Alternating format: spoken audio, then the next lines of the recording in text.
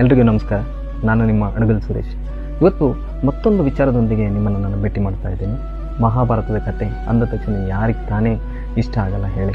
ಆ ಪರಮಾತ್ಮ ಹೇಳಿದಂಥ ಶ್ರೇಷ್ಠ ವಾಕ್ಯ, ಯದಾ ಯದಾ ಈ ಧರ್ಮಸ್ಯ ಜ್ಞಾನಿರ್ಭವತಿ ಭಾರತ ಅಭ್ಯುತ್ಥಾನ ಮಧರ್ಮಸ್ಯ ತದಾತ್ಮಾನಂ ಸೃಜಾಮ್ಯಹಂ. ಅಂದರೆ ಈ ಅಧರ್ಮ ತಾಂಡವವಾಡುವಾಗ ಯುಗ ಯುಗಗಳಲ್ಲಿಯೂ ಕೂಡ ನಾನು ಹುಟ್ಟಿ ಬಂದು ಧರ್ಮವನ್ನು ಸ್ಥಾಪನೆ ಮಾಡ್ತೀನಿ ಅಂತಕ್ಕಂಥ ಮಾತು. ಸೊ ಅಂಥ ಶ್ರೇಷ್ಠ ವಾಕ್ಯವನ್ನು ಕೊಟ್ಟು ನಮ್ಮನ್ನು ಇವತ್ತಿಗೂ ಇನ್ನೆಂದಿಗೂ ಮತ್ತು ಯಾವತ್ತೂ ಕೂಡ ಕಾಪಾಡುವಂಥವನು ಪರಮಾತ್ಮ ಅಂತಕ್ಕಂಥ ನಂಬಿಕೆಯನ್ನು ಇಟ್ಕೊಳ್ತಾ, ಮಹಾಭಾರತದ ಒಂದು ಪಾತ್ರ ವಿದುರ ಎಂಥ ಶ್ರೇಷ್ಠ ಸ್ಥಾನಮಾನಗಳನ್ನು ಪಡಬೇಕಾಗಿದ್ದಂಥವನು. ಆದರೆ ತಾನು ಹುಟ್ಟಿದ್ದು ದಾಸಿ ಹೊಟ್ಟೆಯಲ್ಲಿ ಒಂದೇ ಒಂದು ಕಾರಣಕ್ಕೋಸ್ಕರ ತಾನು ಎಷ್ಟೇ ಬುದ್ಧಿವಂತನಾಗಿದ್ದರು, ತಾನು ಎಷ್ಟೇ ಶಕ್ತಿವಂತನಾಗಿದ್ದರೂ ಕೂಡ ಯಾವ ಸ್ಥಾನಮಾನವನ್ನು ಗಳಿಸದೆ ಬರೀ ಅವಮಾನಗಳನ್ನೇ ಅವನು ಅನುಭವಿಸ್ತಾ ಹೋಗ್ತಾನೆ ಇಡೀ ಮಹಾಭಾರತದ ತುಂಬ. ಅವನು ಕೊನೆಯದಾಗಿ ಈ ಯುದ್ಧ ಎಲ್ಲ ಮುಗಿದ್ಬಿಟ್ಟು ಧರ್ಮರಾಯ ಆ ರಾಜ್ಯಭಾರ ಮಾಡುವಂತಹ ಸಂದರ್ಭದಲ್ಲಿ ತೀರ್ಥಯಾತ್ರೆಯನ್ನು ಮುಗಿಸಿ ಅವನು ಧರ್ಮರಾಯನ ಹತ್ರ ಬರ್ತಾನೆ.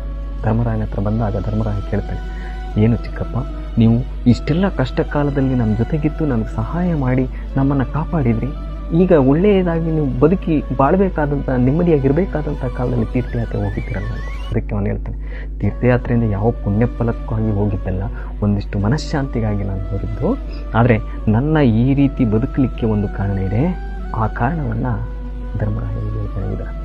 ಹಿಂದೆ ಮಾಂಡವ್ಯ ಮಹಾಮುನಿಗಳು ಆಶ್ರಮದಲ್ಲಿ ಇರಬೇಕಾಗಿದ್ದರೆ ಆ ರಾಜ್ಯದ ಒಂದು ಆಳ್ವಿಕೆಯನ್ನು ಮಾಡ್ತಕ್ಕಂಥ ರಾಜ ದರೋಡೆಕೋರನ ಹುಡುಕ್ತಾ ಬಂದಾಗ ಮಾಂಡವ್ಯ ಋಷಿಯ ಆಶ್ರಮದಲ್ಲಿ ಆ ದರೋಡೆಕೋರರು ಸಿಗ್ತಾರೆ.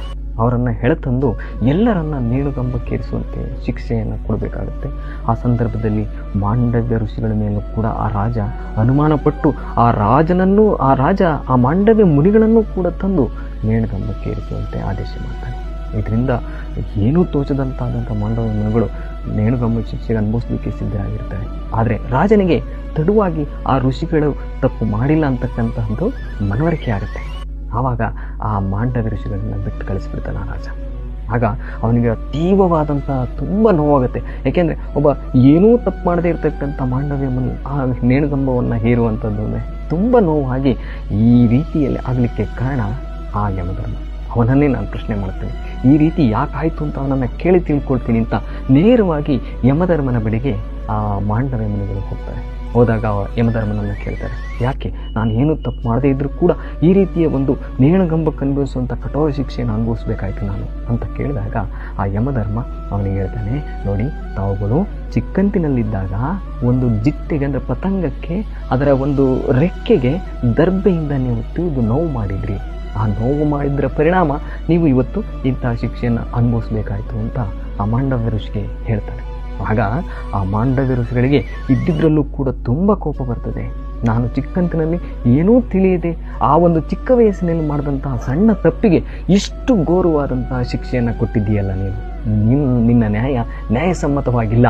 ಅದಕ್ಕಾಗಿ ನೀನು ಭೂಮಿಯಲ್ಲಿ ಹುಟ್ಟಿ ಅದು ಆ ಒಂದು ಶೂದ್ರ ಯೋನಿಯಲ್ಲಿ ಜನಿಸಿ ನೀನು 100 ಸಂವತ್ಸರಗಳ ಕಾಲ ಅವಮಾನವನ್ನು ಸಹಿಸಬೇಕು. ಇದೇ ನನ್ನ ಶಾಪ ಅಂತೇಳಿ ಮಾಂಡವ್ಯ ಋಷಿಗಳು ಕೊಟ್ಟ ಶಾಪವನ್ನು ಯಮಧರ್ಮ ವಿದುರನಾಗಿ ಮಹಾಭಾರತದ ಕಥೆಯಲ್ಲಿ ಜನಿಸಿ ನಿಮ್ಮೆದುರಿಗೆಲ್ಲ ಕಾಣಿಸ್ಕೊಂಡು ಅವನು ತನ್ನ ನೋವನ್ನು ಅನುಭವಿಸ್ತಕ್ಕಂಥದ್ದನ್ನು ಆ ಒಂದು ಧರ್ಮರಾಯನಿಗೆ ಕೊನೆಯದಾಗಿ ಅವನು ಹೇಳ್ತಾನೆ, ಈ ರೀತಿ ನಾನು ಆ ಒಂದು ಶಾಪ ನಿಮಿತ್ತವಾಗಿ ಇಲ್ಲಿ ಇಷ್ಟೊಂದು ಕಷ್ಟಗಳನ್ನು ಅನುಭವಿಸ್ಬೇಕಾಯ್ತು ಅಂತೇಳಿ.